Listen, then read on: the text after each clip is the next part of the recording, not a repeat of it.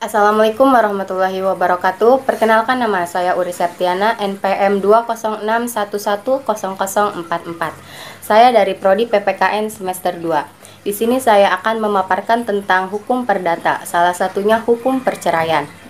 Pengertian perceraian. Menurut Kamus Besar Bahasa Indonesia, perceraian berarti bercerai antara suami dan istri. Kata bercerai itu sendiri artinya menjatuhkan talak atau memutuskan hubungan sebagai suami istri.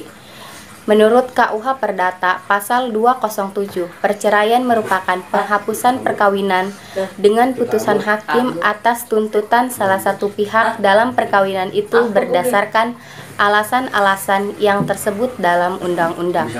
Sementara pengertian perceraian tidak dijumpai sama sekali dalam undang-undang perkawinan, begitu pula di dalam penjelasan serta peraturan pelaksanaannya. Meskipun tidak terdapat suatu pengertian secara otentik tentang perceraian, tidak berarti bahwa masalah perceraian ini tidak diatur sama sekali di dalam undang-undang perkawinan.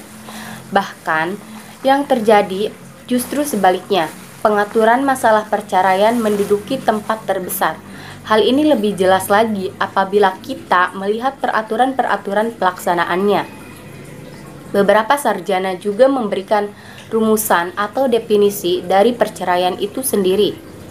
Antara lain, menurut Subekti, perceraian ialah penghapusan perkawinan dengan putusan hakim atau tuntunan salah satu pihak dalam perkawinan itu.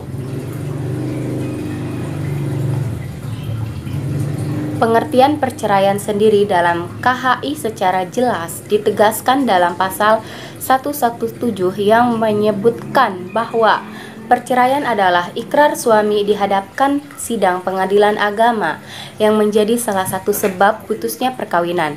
Berdasarkan uraian tersebut, dapatlah diperoleh pemahaman bahwa perceraian adalah putusnya ikatan perkawinan antara suami yang sah dengan menggunakan lafaz talak atau semisalnya. Dua orang yang mempunyai sifat dan kepribadian yang berbeda disatukan dalam suatu ikatan perkawinan, tetapi bukan suatu hal yang akan terus berjalan mulus. Pasti ada masanya di antara suami istri akan timbul masalah, baik masalah itu disebabkan oleh istri maupun suami. Karena masalah yang ada di antara mereka tidak menemukan jalan keluar, maka salah satu pihak dapat mengajukan perceraian. Aransemen dasar hukum perceraian. Menurut peraturan perundang-undangan, urgensi legitimasi undang-undang tentang perceraian dianggap sebagai salah satu bukti nyata dari kepedulian dan niat negara untuk menunjukkan loyalitasnya demi realisasi pembangunan dan kesejahteraan masyarakat, utamanya di bidang permasalahan keluarga.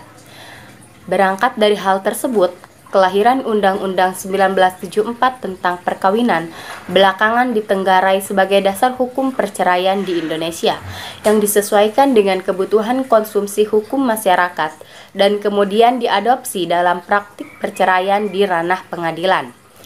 Undang-Undang Nomor 1 Tahun 1974 tentang perkawinan memuat substansi dasar hukum perceraian di Indonesia. Pada pasal 38 sampai dengan pasal 41 Undang-Undang Nomor 1 Tahun 1974 tentang perkawinan. Dalam pasal 38 menjelaskan perceraian dapat terjadi karena beberapa hal. Pasal 39 menjelaskan bahwa perceraian secara sah menurut peraturan hanya dapat dilakukan di depan pengadilan. Pasal 40 menjelaskan tentang penegasan tata cara gugatan perceraian. Sedangkan pasal 41 menjelaskan tentang akibat putusnya perkawinan. Syarat sebuah perceraian itu bisa terjadi jika kita melampirkan surat nikah asli, fotokopi surat nikah masing-masing 2 lembar, dibubuhi materai kemudian dilegalisasi, fotokopi kartu tanda penduduk atau KTP terbaru penggugat, fotokopi kartu keluarga, surat gugatan cerai sebanyak 7 rangkap, dan panjar biaya perkara. Jika ada yang bertanya, apakah masalah perceraian dapat digolongkan status personal? Masalah perceraian termasuk dalam bidang status personal, di mana perceraian yang dilakukan antara pasangan yang berkewarganegaraan sama menjadi tidak masalah. Oke, jika ada yang bertanya, apakah masalah perceraian dapat digolongkan sebagai status personal? Jawabannya, masalah perceraian termasuk dalam bidang status personal, di mana perceraian yang dilakukan antara pasangan yang berkewarganegaraan sama menjadi tidak masalah, tetapi menjadi kurang dan sedikit ada masalah jika pasangan suami istri tersebut mempunyai kewarganegaraan yang berbeda. Apakah WNA bisa bercerai di Indonesia? Jika kedua belah pihak beragama Islam, maka proses perceraiannya di pengadilan agama. Tetapi jika non-Muslim, maka proses perceraiannya di pengadilan umum. Hak untuk mengajukan gugatan cerai dimiliki oleh suami ataupun istri. Alasan apa saja jika istri yang menggugat cerai kepada suami? Berdasarkan Undang-Undang Perkawinan Nomor 1 Tahun 1974, alasan-alasan yang diperbolehkan suami atau istri mengajukan perceraian ke pengadilan adalah di antaranya, salah satu pihak suami atau istri melakukan perbuatan zina atau menjadi penjudi atau menjadi pemabuk, pemadat atau hal lainnya yang sukar untuk disembuhkan. Apakah ada akibat hukum dari perceraian? Akibat hukum perceraian menurut Undang-Undang Perkawinan, akibat pokok dari perceraian adalah bekas suami dan bekas istri. Lalu setelah bercerai, para pihak diharuskan untuk hidup sendiri-sendiri secara terpisah. Menurut Undang-Undang Nomor 1 Tahun 1974 tentang Perkawinan, Undang-Undang Perkawinan, disebutkan bahwa apabila putus perkawinan karena perceraian mempunyai akibat hukum terhadap anak, maka baik bapak ataupun ibu tetap berkewajiban memelihara dan mendidik anak-anaknya, semata-mata berdasarkan kepentingan anak.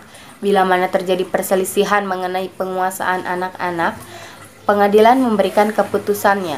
Pasal 41. Yang bertanggung jawab atas semua biaya pemeliharaan dan pendidikan yang diperlukan anak adalah bapak. Bila mana bapak kenyataannya tidak dapat memberi kewajiban tersebut, maka pengadilan dapat menentukan bahwa ibu ikut memikul biaya tersebut. Sekian materi dari saya. Wassalamualaikum warahmatullahi wabarakatuh.